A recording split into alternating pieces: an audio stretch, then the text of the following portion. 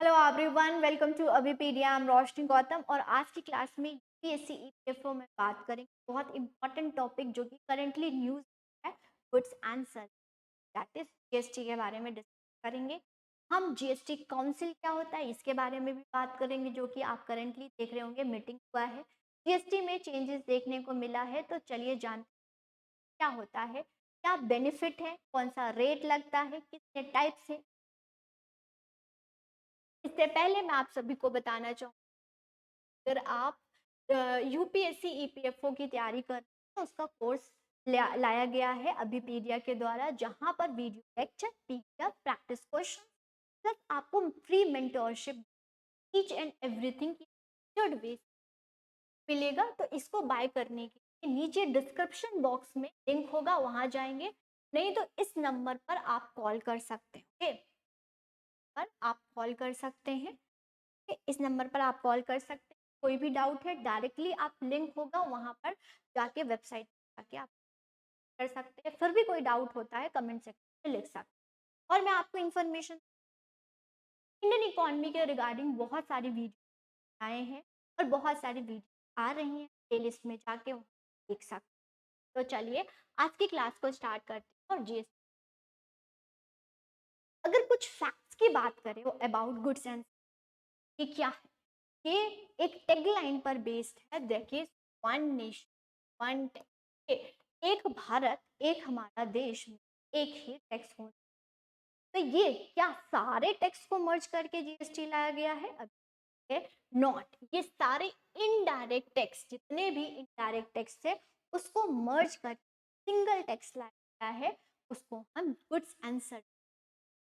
Brand ambassador की बात करें तो अमिताभ बच्चन, पहला नेशन ये जीएसटी को लॉन्च किया वो फ्रांस, जो कि 1954 में। बट क्या इंडिया ने फ्रांस का मॉडल अडॉप्ट किया? नो। अगर आपसे पूछ इंडिया ने कौन सा स्ट्रक्चर मॉडल को अडॉप्ट किया है, वो कनाडा का किया है, that is dual GST structure. अब हम जीएसटी को देखें तो ये कैसे इम्प्लीमेंट हुआ, क्या ये एक्ट था? तो यस स्टूडेंट, 2014 की बात है तो बिल लाया गया, जो कि 122 अमेंडमेंट बिल थी। फिर इसको बहुत ज़्यादा डिबेट डिस्कशन हुआ एंड फाइनली ये पास हो गया। और 101 कॉन्स्टिट्यूशनल अमेंडमेंट एक्ट के थ्रू 2016 के जीएसटी को ले आया गया। 2002 से बहुत ज़्यादा डिबेट डिस्कशन, लाया जाए नहीं लाया जाए, एंड फाइनली 2016 में ये ला दिया। अब ये इम्प्लीमेंट मतलब सभी पर लागू कब से हुआ? तो ये 2017 से, 1 जुलाई 2017 2017 में सभी स्टेट में ये एनफोर्स कर दिया गया, मतलब ये लगाया गया कि हाँ अब जीएसटी आप सभी को पे करना है। ओके, फिर उसके बाद भी बोला कि रेवेन्यू जनरेट नहीं होंगे, ये सब मैं आपको अभी बताऊँ। ओके, अब कमेटी की बात करें, कौन सी कमेटी जो सजेस्ट किया कि जीएसटी या गुड्स, दैट इज ये भी पूछ जाता है। तो अमेंडमेंट कौन सा था, कब आया, एंड कौन से एक्ट में? 101 कॉन्स्टिट्यूशन एक्ट के थ्रू जीएसटी एंड सर्विस। अब गुड्स एंड सर्विस टैक्स क्या है? गुड्स एंड सर्विस जितने भी विजिबल, जितने भी टेंजिबल और जितने भी इनविजिबल आइटम है सभी पर टैक्स लगाया जाएगा, बट ये डायरेक्ट टैक्स नहीं, इनडायरेक्ट टैक्स। इनडायरेक्ट टैक्स जितने भी टैक्स थे हमारे, वो क्या कर दिया, उसको मर्ज करके और वो लाया गया। अब चलिए जानते हैं कि डायरेक्ट टैक्स क्या होता है, इनडायरेक्ट। तो डायरेक्ट टैक्स की बात करें तो ये इसमें शिफ्टिंग जो होती है वो पॉसिबल नहीं, not possible. What do mean by shifting? Shifting की बात करें, मान लीजिए गवर्नमेंट ने ए पर्सन पर टैक्स लगाया, क्या वो बी पर्सन पर शिफ्ट कर देगा? बी पर्सन पर शिफ्ट कर देगा? तो no, in case of direct tax shifting नहीं होती। ओके, और जीएसटी डायरेक्ट टैक्स नहीं है, डायरेक्ट टैक्स अलग है, जो कि जो कि इम्पैक्ट जो कि impact and incidence means initial burden and final burden, initial burden और final burden same person bear करते, सेम पर्सन बियर करते, मतलब जिस पर लगाया गया वही फाइनली पे करेगा, that is direct tax. Example के तौर पर income tax, okay, corporate tax, okay, gift tax is example of direct tax, right. Indirect tax क्या है? जहां पर शिफ्टिंग, ओके, शिफ्टिंग जो है वो possible, shifting is possible, possible means हो सकता है कि ए पर्सन पर टैक्स लगाया गया वो खुद भी पे करेगा और बी को भी शिफ्ट कर, बी को भी शिफ्ट कर देगा, means impact, okay, impact and incidence different person bear कर, इंसिडेंस डिफरेंट पर्सन बियर कर, डिफरेंट पर्सन बियर करते हैं। अब एग्जाम्पल क्या है? एग्जाम्पल जैसे एक्साइज ड्यूटी, एंटरटेनमेंट टैक्स, जैसे सेल टैक्स, कस्टम ड्यूटी, ये सारी आपकी क्या है? इनडायरेक्ट। अब इन्हीं को मर्ज कर क्या आ गया? गुड। इसे कुछ फीचर्स है, इसको देख लेते हैं, जैसे कि ये इनडायरेक्ट टैक्स है, नॉट इनडायरेक्ट टैक्स, ओके। ये कॉम्प्रिहेंसिव टैक्स पर बहुत सारे मल्टीपल टैक्स को मर्ज किया गया है जीएसटी। ये मल्टी स्टेज टैक्स है। मल्टी स्टेज क्या होता है? अब मान लीजिए एक गुड है, वो पहले मैन्युफैक्चर बनाता है, फिर वो होलसेलर को बेचता है, होलसेलर से रिटेलर के पास जाता है, रिटेलर से कंज्यूमर के पास। कोई भी गुड मैन्युफैक्चर में 100 रुपए की बनी, फिर वो होलसेलर को 120 में बेचा, फिर ये रिटेलर को 150 में और कंज्यूमर को 180 में। मीन्स यहाँ पर गुड्स जो है वो मल्टीपल स्टेज से पास ऑन हो रही है, ये मल्टीपल स्टेज टैक्स है। बट ये वैल्यू एडेड है, वेरी इंपॉर्टेंट, ये value added means whole amount पर टैक्स नहीं लगता है, जितना वैल्यू ऐड हुआ है ये है। जैसे कि मान लीजिए 20 रुपीज का वैल्यू है, यहाँ पर 30 रुपीज का हुआ, ओके, यहाँ पर 30 रुपीज, जितना वैल्यू एडिशन होगा उस पर टैक्स लगेगा, मतलब इस अमाउंट का, not this amount, whole amount पर नहीं होगा। अगर होल अमाउंट पर लगता तो इसको हम कास्केडिंग इफेक्ट बोलते, क्योंकि एक ही गुड्स पर बार बार टैक्स ले रहा है, और जब डबल टैक्सेशन होता है कास्केड इफेक्ट बोलते हैं, ओके। कास्केडिंग इफेक्ट मतलब डबल टैक्सेशन को रिड्यूस करने के लिए जीएसटी लगाया है, बहुत इंपॉर्टेंट ये पॉइंट। और ये वैल्यू एडेड सिस्टम बेस है, जितना वैल्यू एडिशन हो रही है उस पर टैक्स। अब देखते हैं what do mean by destination. Destination मान लीजिए एक गुड्स कहीं पर भी मैन्युफैक्चर हुआ किसी स्टेट, वो डिपेंड नहीं करेगा कि मैन्युफैक्चर कहाँ हुआ है, फाइनल कंजम्पशन कहाँ हुआ है, कंजम्पशन कहाँ हुआ है उस गुड्स को पर ही टैक्स ले। मतलब मान लीजिए एबीसी स्टेट में कहीं पर एक गुड्स बना, उसका कोई मतलब नहीं है उस गुड को फाइनली कंज्यूम कहाँ किया गया है, कौन से स्टेट में किया गया है, वहीं पर टैक्स लगेगा। तो ये डेस्टिनेशन बेस्ड है जो कि कंजम्पशन पर लगता है, not production, not production consumption पर लगता है। तो क्या है?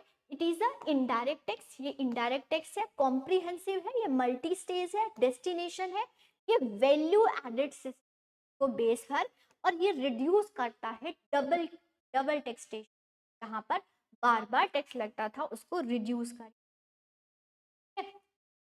नेक्स्ट अगर हम देखें तो हिस्ट्री रिगार्डिंग जीएसटी, जीएसटी कैसे आया, इससे पहले और क्या क्या था। तो सबसे पहले 1986 में MODVAT, MODVAT means modified value added tax, जो कि स्पेसिफिक कमोडिटीज और लिमिटेड एक्साइज ड्यूटी पर लगता था। इस प्रॉब्लम सी, तो सेंडवेट लेके आया। सेंडवेट क्या होता है? सेंट्रल वैल्यू एडेड टैक्स, जो कि 2002 में लाया, ठीक है, 2002 में लाया, और 2005 में वेट लाया गया जो कि वैल्यू एडेड टैक्स था, लेकिन इसमें भी प्रॉब्लम्स थी, फिर जीएसटी लाया गया, दैट इज गुड्स टैक्स 2016 में ले गया गया, और अभी जो है वो जीएसटी है गुड्स, राइट। तो ये हिस्ट्री थी, मॉड वेट आया, सेनवेट आया, वैल्यू एडेड 2005 में, और 2000 क्या, गुड्स एंड सर्विस। नेक्स्ट अब हम देखेंगे क्या जीएसटी के रिगार्डिंग जो बोला गया वही होता है? नो। अभी करेंटली आप न्यूज में सुन रहे होंगे कि जीएसटी काउंसिल हुआ, इस पर टैक्स लगाया गया, इस पर टैक्स बढ़ा दिया गया है, बहुत ज्यादा न्यूज है आप देख रहे हो। तो yes student, GST council group of member होते हैं, वो डिसीजन लेते हैं रिगार्डिंग जीएसटी इम्प्लीमेंटेशन क्या करना है, क्या टैक्स को रिड्यूस करना है, क्या अमेंडमेंट करना है, चेंज करना है, इंक्रीज करना है, कौन सा रेट लगाना है, ये सब कौन डिसाइड करता है? जो कि कॉन्स्टिट्यूशनल बॉडी है और आर्टिकल 279 के तहत लाया गया। आर्टिकल 270 ए स्टैंड करता है कि जीएसटी काउंसिल मेंबर है जो कि state and union and state दोनों के मेंबर। यस, ये यूनियन और स्टेट गवर्नमेंट दोनों के मेंबर्स होते हैं और वो इफेक्टिव इम्प्लीमेंटेशन करते हैं गुड्स एंड सर्विस, प्रॉपर हो, यूनिफॉर्म में हो, स्मूथ हो, ये सब क्या बात करते हैं। ये प्रेसिडेंट ऑफ इंडिया के द्वारा स्टैब्लिश किया गया था GST council the article 270। Okay, ये वर्किंग क्या है, काम क्या है और इसका स्ट्रक्चर्ड क्या है? तो स्ट्रक्चर की बात करें तो चेयरपर्सन जो कि यूनियन फाइनेंस मिनिस्टर होते हैं। तो आजकल आप निर्मला को देख रहे होंगे रिगार्डिंग जीएसटी या रिगार्डिंग जो भी रेट्स हैं उसको बात करते हैं। यूनियन रिप्रेजेंटेटिव होते हैं जो कि union minister of incharge charge of revenue होते हैं। और ये दोनों जो मेंबर होते हैं वो यूनियन गवर्नमेंट के मेंबर होते हैं और इनके पास 1/3 वोट होता है। कितना वोट होता है? 1/3 होते हैं। ये सेंट्रल गवर्नमेंट यूनियन गवर्नमेंट के मेंबर होते हैं। स्टेट रिप्रेजेंटेटिव भी होते हैं, जितने भी स्टेट यूटीज हैं उनके फाइनेंस मिनिस्टर होते हैं। तो finance minister representative of all state including the UTs and with. Okay, अगर हम देखें तो इनके पास 2/3 वोट होता है। तो यूनियन के पास 1/3 वोट होता है और स्टेट के पास जो कि सारे स्टेट के फाइनेंस मिनिस्टर होते हैं उनके पास 2/3 वोट। राइट, तो ये स्ट्रक्चर्ड है और उनके पास जितनी भी वोटिंग होती है, मान लीजिए एक डिसीजन पर इंक्रीज करना, रिड्यूस करना, तो जितने मेंबर होंगे जिनकी ज्यादा होगी वो डिसीजन दिया जाए। ओके, फंक्शंस की बात करें तो ये टैक्स पॉलिसी रिकमेंडेशन करते हैं, जैसे कि टैक्स कितना होना चाहिए, जीएसटी रेट क्या होना चाहिए, कौन से गुड्स पे एग्जेम्पशन होना चाहिए, मीन्स कौन से गुड्स पर टैक्स नहीं लगाना, थ्रेशोल्ड लिमिट क्या होना चाहिए, बेस लिमिट क्या होना चाहिए, कितने रेट ऑफ टैक्स किस गुड्स पे लगाना चाहिए, ये सब रिगार्डिंग जीएसटी ये सब डिसीजन लेते हैं। यूनिफॉर्मिटी ऑफ टैक्स और जो रिजॉल्व, मान लीजिए दो स्टेट में डिस्प्यूट्स हो रहे हैं, यहाँ पर हमें रेवेन्यू नहीं आ रहा, ये हो रहा, तो इन सभी को रिजॉल्व कौन करते हैं? काउंसिल है जो कि कॉन्स्टिट्यूशनल बॉडी है। और यूनिफॉर्मिटी मतलब होता है same same tax law every state में हर एक पीपल पर एप्लीकेबल होना चाहिए। इन सभी का ध्यान कौन रखते हैं? GST council. Operational matter, implementation करना है, अमेंडमेंट करना है, क्या करना है, कैसे करना है, सब रिगार्डिंग जीएसटी काउंसिल करते हैं। जैसे कि जीएसटी लॉ प्रोसीजरल अमेंडमेंट क्या है और सिंप्लीफिकेशन, जीएसटी पे करना इज वेरी सिंपल होना चाहिए ताकि सभी पर्सन उसको कोई डिफिकल्टीज नहीं हो। इन सभी का ध्यान कौन? GST council. राइट, अब देखते हैं जीएसटी काउंसिल जो है वो does not make the GST council recommendation binding, मतलब ये लीगली बाइंडिंग नहीं होता है। यहाँ पर वो प्रैक्टिस में लेके आते हैं बोथ यूनियन और स्टेट गवर्नमेंट जो कि स्मूथ होना चाहिए और यूनिफॉर्मिटी की प्रोसीजर इम्प्लीमेंटेशन स्मूथ होना चाहिए, ये ध्यान रखते हैं। Recommendation not legally binding. Okay, ये है। अब कौन सा रेट होता है? अगर रेट की बात करें तो सबसे पहले जीरो रेट होता है। जो बहुत नेसेसरी गुड्स है, एसेंशियल गुड्स है, उस पर नील टैक्स लगता है, जैसे कि फ्रेश प्रोडक्ट हो गया, मिल्क हो गया, इस पर कोई भी टैक्स नहीं है, 0%।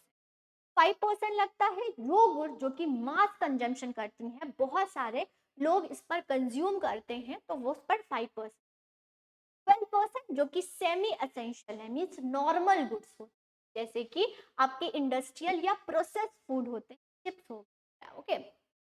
18% थोड़ा नॉर्मल गुड्स से हाई गुड्स होती हैं और लग्जरी से कम होती हैं, जैसे कि आपका electronic, capital good, telecom services है, मोबाइल फोन हो गया, उस पर 18% लगा। 28% जो कि हाई लग्जरियस गुड्स होते हैं, 8% ऑफ टैक्स लगता है, जैसे ऑटोमोबाइल हो गया, टबैको हो गया, एयर कंडीशनर हो गया, ये सब लग्जरियस गुड्स के बिना आप जी सकते हो। तो इन सभी पर 28%, तो 0%, 5%, 12%, 18% एंड 28%, ये सारे जीएसटी रेट है। वो डिपेंड करता है कि आप उसकी यूज क्या है, तो उसकी यूज क्या है, वो नॉर्मल है, नेसेसरी है, लग्जीरियस गुड्स है, कैसे है, उस टाइप ऑफ रेट लग जाता है, राइट। ये अगर हम देखें तो कितने टाइप ऑफ जीएसटी होते हैं, तो सेंट्रल जीएसटी होता है जो कि सेंट्रल गवर्नमेंट लगाती है और ये सेंट्रल गवर्नमेंट को बेनिफिट होता है। स्टेट जीएसटी होता है जिसको एसजीएसटी बोलते हैं, ये इंटर स्टेट ट्रांजेक्शन पर लगता है जो कि डेस्टिनेशन बेस्ड होता है और ये कंसर्न स्टेट को मिल जाता है, ठीक है। यूटीज की बात करें तो इंट्रा यूटी ट्रांजेक्शन होती हैं और ये कंसर्न यूटी को बेनिफिट होता है। इंटीग्रेटेड जीएसटी की बात करें तो इंटर स्टेट या इंटर यूटीज ट्रांजेक्शन, ये इंट्रा है, इंट्रा मतलब विद इन यूटी और इंटर मतलब दो यूटीज के बीच में, तो ओके, इंटर मतलब दो यूटीज के बीच में। तो ये सेंट्रल गवर्नमेंट कलेक्ट करती है और शेयर करती है सेंट्रल स्टेट, जबकि अगर मान लीजिए 28% कोई भी प्रोडक्ट बनी है, तो जहां पर प्रोडक्ट बनी है वहां पर नहीं लगेगा, जहां पर उसको कंज्यूम किया गया है, तो खरीदा गया है, वहां पर लगेंगी। मान लीजिए 28% किसी पर लगा रही है, मतलब 1 लाख रहे हैं, 50 डिवाइड हो जाता है बिटवीन सेंटर एंड, लेकिन कलेक्ट कौन करती है, क्लियर है, ये हो गया। अब बेनिफिट क्या हुआ, GST, GST goods and service tax लाया गया, लेकिन इसका बेनिफिट क्या हुआ, तो एलिमिनेटिंग द कास्केडिंग इफेक्ट, जो डबल टैक्सेशन था, जो टैक्स ऑन टैक्स लगता था, ओके, टैक्स ऑन टैक्स लगता था, उसको कम कर दिया गया, एलिमिनेट कर दिया, खत्म कर दिया। Simplification and uniformity, as simple as होना चाहिए। अगर हम टैक्स की बात करें तो उसको पे करना ही बहुत डिफिकल्ट है। अगर आप प्रिंसिपल ऑफ टैक्सेशन की बात करें तो यही बोलते हैं इकोनॉमिस्ट, एज सिंपल एज होना चाहिए टैक्स पे करना। तो सिंपल होना चाहिए, यूनिफॉर्मिटी मतलब एक जैसा होना, इसलिए जीएसटी लाया गया। Improve the compliance and reduction in tax evasion. Tax evasion क्या होता है, टैक्स की चोरी करना, ओके, टैक्स नहीं पे करना, ब्लैक मनी होना, तो उसको टैक्स इवेजन, टैक्स इवेड को रिड्यूस करने के लिए GST. Facilitation of common national market, एक नेशनल मार्केट होना चाहिए जहां पर रेवेन्यू इंक्रीज हो, रेवेन्यू इंक्रीज करने की बात की, और कॉमन मार्केट होना, रेवेन्यू भी आप देखेंगे तो जब से जीएसटी आया उससे आपको रेवेन्यू भी, सरकार की जो रेवेन्यू रिसिप्ट्स है उसमें देखने को मिलेगा कि इंक्रीज देखने को मिला है टैक्स से, ठीक है। ये चैलेंजेस है, अब जीएसटी है, बहुत ज़्यादा चैलेंजेस है। पहले तो जीएसटी जब लॉन्च किया गया तो बहुत ज़्यादा डिबेट डिस्कशन हुआ कि ये कैसे होगा, हमारे रेवेन्यू में कम हो गया, उसके लिए सेस लगाया जाता है। सेस क्या होता है, जो टैक्स लगाया जाता है उस पर 1% ऑफ सेस लगाया जाता है, मीन्स टैक्स ऑन टैक्स लगाया जाता है। अब जो भी स्टेट गवर्नमेंट हो गए उनको क्या लगता है कि मुझे रेवेन्यू कम आ रही जी, तो वो 1% जो है सेस लगा सकते हैं, जो टैक्स लगाते हैं उस पर 1% और लगा सकते हैं, ये तो सेस लगाया जाता है। अब चैलेंजेस और क्रिटिसिज्म की बात करें तो इनिशियली चैलेंज बहुत हुआ था, सारी स्टेट के द्वारा चैलेंज किया गया। बिजनेसमैन पता ही नहीं था जीएसटी कैसे होगा, फाइल कैसे करना है, रिटर्न फाइल करने में भी अभी बहुत ज़्यादा प्रॉब्लम्स होती हैं। तो बिजनेसमैन, जीएसटी नंबर है, जीएसटी को कैसे हम अप्लाई करेंगे, कैसे रिटर्न होगा, ये सब बहुत कॉम्प्लिसिटी। अब रेट ही देखिए, स्लैब्स ही देखिए तो बहुत ज़्यादा है, 0, 8%, लोगों को पता ही नहीं है कि कौन से गुड्स पर कितना टैक्स लगना है, ये है। और ट्रांजेक्शन रिलेटेड इशू होती हैं कि कौन से गुड्स पर कितना ट्रांजेक्शन करना है, कहाँ बन रहा है, कहाँ कंज्यूम हो रहा है, इसमें प्रॉब्लम हो रही है। तो ये सब भी करंट चैलेंजेस। और अभी भी अगर हम देखें तो सेस को रिड्यूस नहीं किया गया है, जो कि इनिशियल लाया गया था, वो बोलते इस लिमिट तक लगाएंगे, इस डेट तक लगाएंगे और फिर रिड्यूस कर देंगे, लेकिन अभी तक रिड्यूस नहीं किया। और रेट में अब देखेंगे तो जीएसटी काउंसिल में आप देख रही हैं तो बहुत ज़्यादा डिबेट डिस्कस है, किस पर लगाना चाहिए, कौन सा रेट किस पर लगाना चाहिए। एसेंशियल गुड्स है, बहुत डिफिकल्टीज है, तो ये सारी क्रिटिसिज्म हो रही है रिगार्डिंग जीएसटी। चलिए कुछ क्वेश्चंस कर लेते हैं। Which among the following tax is not impose on goods and service? कौन सा टैक्स है जो कि जीएसटी में नहीं है? Sale tax, gift tax, luxury tax और सिन टैक्स। ओके, ये सारी कौन सी नहीं है? सिन टैक्स जो होती है जो कि नेगेटिव एक्सटर्नलिटीज होती है, अल्कोहल हो गया या सिगरेट हो गया, उन सब पर सिन टैक्स लगता है। ओके, तो अगर हम देखें तो गिफ्ट टैक्स, गिफ्ट टैक्स मैंने आपको बताया ये डायरेक्ट टैक्स होता है जो कि इनकम टैक्स के अकॉर्डिंग लगता है। ओके, इनकम टैक्स के अकॉर्डिंग लगता है और ये 1958 में इंट्रोड्यूस हुआ गया था और इनकम टैक्स के अकॉर्डिंग अगर कोई भी गिफ्ट है जो कि 50,000 मतलब 50K से ज़्यादा होती है उसको लगता है, इसके बहुत सारी क्राइटेरिया होती हैं, इसको हम कभी डिस्कस है। तो जो गिफ्ट टैक्स है वो नहीं है जीएसटी में। Which of the following goods are tax under the GST? मतलब कि कौन सी ऐसी गुड्स हैं जो कि गुड्स एंड सर्विस टैक्स में लगता है? CNG, liquor, petrol, gold, jewellery. तो आपने ये आंसर कमेंट सेक्शन और यही भी लिखना है कि कौन सी ऐसी आइटम है जिस पर जीएसटी नहीं लगता है, कौन से ऐसे गुड्स हैं होता है जीएसटी एक्सक्लूडेड है। ये आपका होमवर्क है, नेक्स्ट क्लास में हम डिस्कस करेंगे इसके रिगार्डिंग। आपको कोर्स बाय करना है रिगार्डिंग यूपीएससी ईपीएफओ तो वो बाय कर सकते हैं, आपको डिस्क्रिप्शन बॉक्स में मिल जाए। कोई भी रिगार्डिंग आपको टॉपिक पढ़ना है या कोई भी है, आप नीचे कमेंट सेक्शन लिख सकते हैं। और स्टूडेंट जितने भी इंडियन इकोनॉमी के आपके लेक्चर हैं वो आपको प्लेलिस्ट में आप जाके विजिट क्लास में